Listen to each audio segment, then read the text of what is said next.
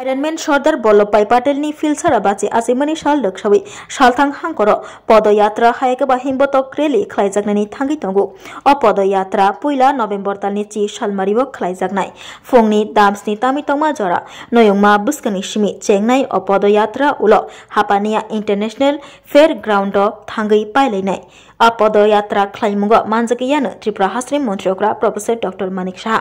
मंत्री टिंकु राय BJP हास्ट्रि Cosco MP Rajiv Bhattacharya खबैखौबनि जुदा जुदा आदंग्रक आबनि यागुलो नभेम्बर दाननि 24 सालबारि ताइसा पदयात्रा खलायजागफिनाय सार्किट हाउस गाना महात्मा गांधीनि मांग थंनि बुस्कांनि सिमि पदयात्रा चेंगै नारायणपुर थांगै पाइलायानो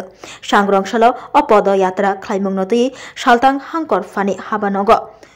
बैठक खलायमुंनि बिसंतै साख्लै रोजाखा अ बैठक मानजाखा हांकरफा डॉक्टर विशाल कुमार सालथां हांकरनि हांकर परिषदनि सभाधिपति विश्वजित शील खबैखौबनि जुदा जुदा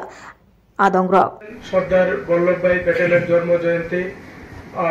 शुरू হয়েছে আমাদের 31 অক্টোবর থেকে তো এটা চলতে থাকবে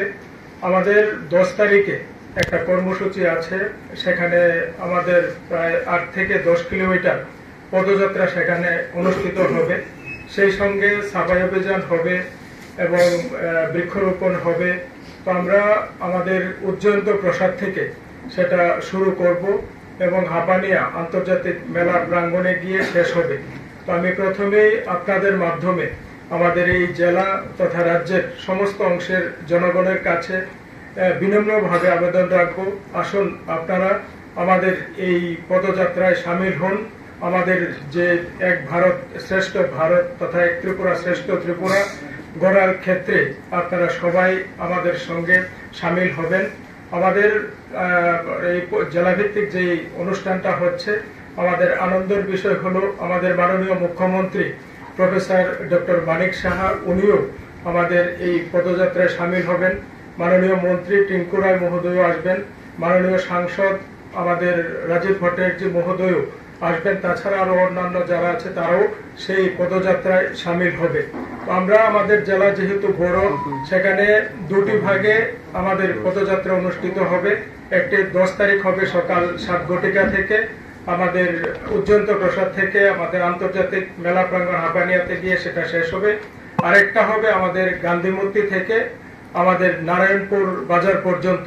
তো সেটা সম্ভবত 24 তারিখে হবে তো সেটা যখন হবে তখন আপনাদেরকে আবার জানিয়ে দেওয়া হবে তার আগে তো আমরা 10 তারিখের জন্য এখন পুরো দমে প্রস্তুতি নিচ্ছি কয়েক দফা আমরা মিটিং করেছি আজকে লাস্ট বারের মতো আমরা মিটিং করে নেব সমস্ত প্রস্তুতি সেরে নেব যাতে বেশি সংখ্যায় লোক সেখানে সমাগম হয় তো তার জন্য আমরা আজকে কর্পোরেটর থেকে শুরু করে বিভিন্ন স্কুলের এইচএম যারা আছে এবং আমাদের সোশ্যাল ওয়ার্কার যারা আছে তাদেরকে সঙ্গে নিয়ে বিভিন্ন ডিপার্টমেন্টের যারা আধিকারিক আছে তাদেরকে সঙ্গে নিয়ে আমরা সেখানে আজকে মানে চূড়ান্ত পর্যায়ে মিটিং করব যে কোথায় কোথায় লোক দাঁড়াবে কোথায় কোথায় যাবে প্রোগ্রামটা কি হবে সম্পূর্ণ রূপরেখা আজকে আমরা তৈরি করব তো আমি আবারও আপনাদের মাধ্যমে সবার কাছে আহ্বান রাখবো জাতি ধর্ম বর্ণ নির্বিশেষে আসুন 10 তারিখ সকাল 7 ঘটিকায় আমাদের উজ্জয়ন্ত প্রসাদ প্রাঙ্গণে আসুন সেখান থেকে আমরা এই ঐক্যের যে পদযাত্রা সেই পদযাত্রায় সবাই শামিল হই আমরা সারা দেশ তথা রাজ্যের কাছে একটা বার্তা দেই যে আমরা ঐক্যবদ্ধ আছি এক আছি এবং আমাদের রাজ্য এবং কেন্দ্রীয় সরকারের যে উদ্দেশ্য রাজ্য তথা দেশকে এগিয়ে নিয়ে যাওয়া এবং ঐক্যের মাধ্যমে সেটার বার্তা আমরা দেই তো আমাদের মাঝখানে আছেন আমাদের ডিএম সাহেব আমি ওনাকে অনুরোধ করব কিছু বলার জন্য নমস্কার আজকে আমরা পশ্চিম ত্রিপুরা জেলা ভিত্তিক আমাদের দেশের সর্দার বল্লভভাই পেটেলের 150তম জন্ম জয়ন্তী উপলক্ষে আমরা জেলা ভিত্তিক এখানে মিটিং সংগঠিত করছি পাশাপাশি আমরা সাংবাদিক সম্মেলনও করছি তো আমি প্রথমে আমাদের সাংবাদিক বন্ধু যারা এসেছেন তাদেরকে আমি স্বাগত জানাচ্ছি আমাদের এই সাংবাদিক সম্মেলনে উপস্থিত আছেন আমাদের तो youth and sports and youth affairs है और बाकी जो मेजॉरिटी ऑफ द डिपार्टमेंट है डिस्ट्रिक्ट एडमिनिस्ट्रेशन जिला परिषद Agartala municipal corporation, school education, tribal welfare और स्कूल स्टूडेंट्स भी होंगे इसमें। और इसी के साथ साथ जो हमारे सोशल ऑर्गेनाइजेशंस हैं डिफरेंट उससे भी हमारे जो प्रतिनिधि हैं वो इसमें पार्टिसिपेट करेंगे, बोथ एडमिनिस्ट्रेटिव साइड्स पे और पॉलिटिकल साइड। ये अपनिया में जाके के कोई ऐसे कुछ मतलब सीएम साहब क्या कुछ बोलेंगे ऐसा कुछ? दोनों ही जगहों में जहाँ से स्टार्ट होगा, जो